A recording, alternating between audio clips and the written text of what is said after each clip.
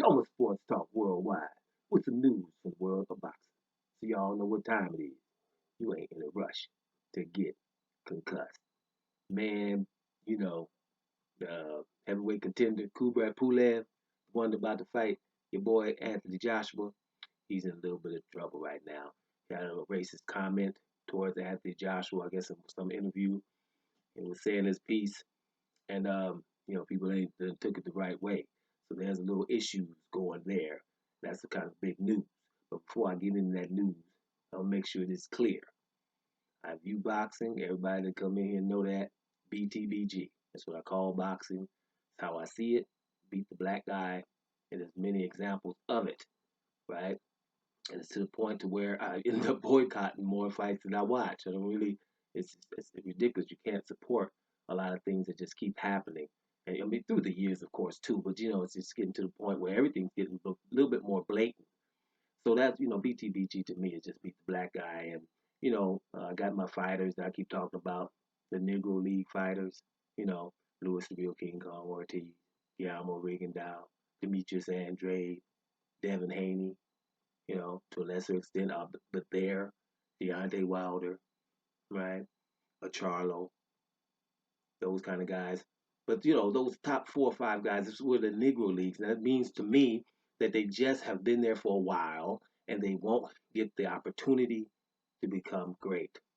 And there's a concerted effort to keep them at bay, right? And I think a lot of people are involved, media, people that go into the websites, writing things in the comment section and stuff like that. It's just like, hey, we don't want these fights, and talking against the guys and always asking the guys who have they fought and things like that. Well, most of the Negro leaguers have questionable resumes. You know what I mean? Because of the things that went down with them. It's like the best win of this one or that one.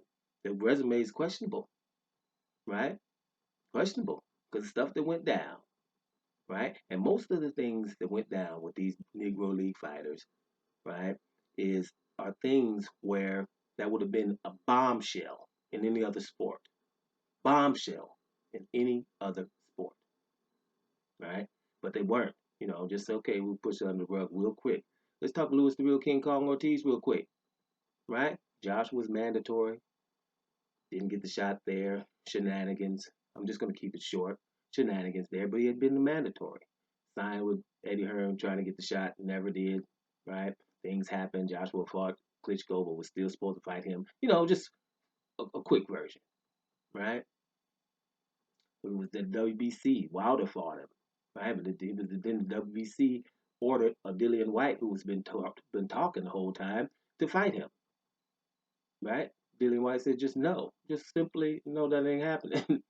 Simple as that. Deontay Wilder asked him to fight Louis the Real King Kong Ortiz. No, just simply not. And Louis the Real King Kong Ortiz has been around for about 5, 6 years, up at the top, upper echelon. Everybody know who the hell he is, right? And none of the top 15 have fought him other than Deontay Wilder. That's just Louis Ortiz.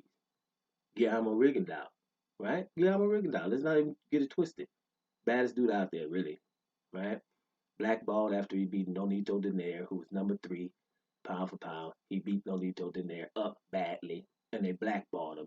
And every other of these guys around, which it should be illegal to do, Leo Santa Cruz, Abner Mars, we always know the name, Scott Quigg, and the likes, right? All were able to run away from him and blatantly not fight this guy. And they're more famous than he is. That's a Negro League type thing, don't you think? How is that possible in a fight in a sport where the best are not getting any challenges? Demetrius Andrade, middleweight, junior middleweight champion, trying to fight Canelo in the junior middleweight at Vegas. Goes to middleweight champion again. No one's gonna fight him. Canelo won't do it. Gennady Golovkin won't do it. He had offered his services before Linus Rose, and Gennady Golovkin said no. And then he said, "Well, forget that. I'll turn right-handed for you." Gennady Golovkin said no. Right? Didn't want to fight him. Canelo Alvarez could have had an undisputed middleweight fight last September on his date, under his conditions. Undisputed, one middleweight champion. Nobody said nothing about it, and that's what swept under the rug. One of the biggest things that could have happened. I don't understand. Boom. We would have no problem with the zone right now, now would we? If we would have fought undisputed with Demetrius Andrade, But a whole lot of people don't want to see that. That's how a fight like that just doesn't materialize. Heck, undisputed people wake up one champion in the division when we got a million of them. We would have one champion and nobody talked about it. That's criminal. What the hell is going on around here? So, that's Demetrius Andrade. What about Devin Haney, right? Another one, Negro League. Bad young brother, got the title. People telling him that he got it through the mail, knowing that the best pound for pound fighter in Lomachenko, in some people's eyes, right? He asked to be crowned something that's not even existing, just a belt that Canelo was given to avoid Charlo. So he asked for this belt, and we know he asked for this belt because the president said he asked for the belt. So yeah, he's special. We gave it to him, right? Meaning I don't have to fight Devin Haney. And I'm gonna go over here because it's 6 to 8 months later and fight Lopez, and then we're gonna say that that's an undisputed fight, and this belt is more important than the one that we're giving to Devin Haney through the damn, what he get it? He get it at home, sent to him. What? He got it sent to him. Hey, what it is? What it is? You didn't fight for it. That's how you get belts. That's how you vacated. Right? So I got the belt now. So how so all of a sudden I got this belt and I'm cool celebrating, and all of a sudden somebody just tells me it doesn't mean nothing because the dude who didn't want to fight me has the other belt that you made up, and now 6 months later that's more important. Criminal. What the hell is that all about? Right? Just what is that all about? Those are the kind of things that shouldn't be happening in a thing that we call sport. Right? That wouldn't happen any other sport. Any other sport. Right? So I want that to be said first, right? Before I talk about Kubrat Pulev. So everybody know, what time it is, right? There's things in boxing that are just absolutely criminal and it's just ridiculous. It should not be able to happen. None of this stuff. They should have, everybody should just have a damn rank. The champion, everybody else gets a number. And those numbers are cool. If you're number 7 in the world, you're walking around your neighborhood, your state, your country in some cases as the baddest dude around because you number 7. That's something, right? We don't need all these other stuff. Just the number. You number 7 versus number 2. You watch that, right? With all this stuff running around, all these belts and stuff, it's just so confusing, man. And so people can manipulate. They could just say, well, no, he's going to be this champion. We'll give him a name and he can fight him, and we'll just keep these people out. And that's what keeps happening. That's what boxing basically is all about. Anyway, and it just makes you to get to the point where you say, well, what, I ain't going to have to watch that. I don't have to watch that. I won't pay for it, or I won't. I just, if I get around to it, it changes. It's hard for me right now to get hyped about Lomachenko versus Lopez. I know it's a good fight. Know it. But two things irk me. Two things irk me. One, maybe not more than two. One, they call it an undisputed fight. Trying to slip it through the back door, and it's not. Don't even say that ever. It's not. All right. Devin Haney's belt doesn't count. Right. Stuff like that anymore. Calling it regular, stuff like that. That irks me. Right. Or that the franchise belt can now be transferable to Teofimo Lopez if he wins, because he'll be something special. But you didn't give Devin Haney a chance to be that special guy.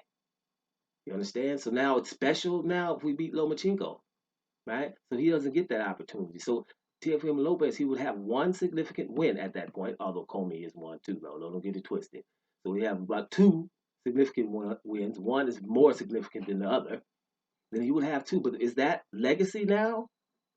Because if it is, then what kind of belt would we be calling Floyd Mayweather? We got to figure some names out for something. The franchise is the baddest one. We got to figure out names of people who've done stuff over periods of time. How we giving this dude, because then you start asking about the dudes like that had the title forever at the WBC of color. And what? So we just thought about that one when Canelo was in trouble having to fight uh, Charlo, because you sent Charlo through mandatories, interims, and whatever the other one's called, right? He got to fight for several times, a mandatory and an interim. And he did all that, but now there's nothing else you can do. So, hey, we just give you the belt, and you don't have to fight the guy. The WBC didn't even tell Lomachenko, for example, that, okay, You don't have to fight Devin Haney now. You can fight that fight, undisputed fight with Teofimo Lopez. But if you come out of the winner, you have to fight Devin Haney because he's your mandatory. They could have done that too, but franchise alleviates that problem. So whatever. So Kubrat Pulev, right? Kubrat Pulev basically said, but they was asking him what's up, and he was like, what's up with that Joshua? What does he do better than you? And he was like, nothing, basically. Only thing he got on me, he got a better tan, right? So people upset about that, right? That one wouldn't upset me, to be honest. There's a lot of other stuff that upsets me, and you see it, but that one wouldn't. If you travel a little bit, check out some languages, see what's going on. We are in a time right now, and depending on where you at, too, it's even more, where it's a lot sensitive. But let's not get oversensitive. Or some people say uber sensitive, right? Because I don't know the guy's background. I'm gonna believe his to social media. Maybe he's something that I don't know he is. You know what I'm saying? And that statement was that. If that statement was coming from some other people, then I probably would have, hey, reacted different because you have a history of that. But if this is racist, then what have we been calling them other ones that we've been talking? I mean, it's just some blatant stuff. So this one I don't know. I just think, he was probably just joking around. This dude is a little bit funny. To see him kiss that girl last time, people, he's like, damn, like, yeah, I kissed her. She was hanging out with us the whole night. I just knew that was cool. But no, it wasn't. But, that's what the kind of vibe the dude has. So, he's probably thinking, man, they uptight. you know, that's probably his perspective. But he's got to understand, that's the politically correct world we live in. So you better get with the program if you're gonna be on high profile. It is what it is. But he's gonna probably learn from that. But I'm not sure, and I'm not gonna label this guy. I refuse to just label him a racist without knowing any background. I just think that comment is kind of like normal. I wouldn't have upset me. You got a better tan. You damn right. Watch it permanent. You know what I'm saying? You ain't got to go pay to go get mine. You know what I mean? You got to go pay to get yours because you can't go in the sun. It's not. I don't know if you don't have any levity in the situation. I'm not sure, so I'm not gonna just label him. I'm not gonna go and just say he's a racist without having any background. But I do know with this climate we have right now, you gotta be careful with your comments because people can get it in the wrong, you know, take it in the wrong way and a lot of stuff is happening right now, and so maybe people we just more sensitive. So the bottom line with Kubrat Pulev is be a little careful there. But like I said again, I'm gonna repeat, I don't know if that's racist. I don't think so at first view of it. Let's see what happens going forward. I'm gonna keep an eye on that one. But I'll tell you one damn thing. This is gonna probably make some more people want to see that fight with him and Joshua. And yeah, before I go out too, I got Pulev beating Joshua, by the way. You know what I'm saying? I think that's going to be a damn good fight. And I also had said before that I don't think Joshua's going to fight Pulev without a crowd because I don't think Anthony Joshua nor Canelo Alvarez want to fight anybody formidable without a crowd. Them people screaming for them. That's what they're used to, regardless of what they do. So at the end of the day, Kubrat Pulev is a strong-willed guy. I think he gives Joshua problems. So that would force Joshua to do something. If Joshua can prove, he beat Pulev, then he's in pretty good form.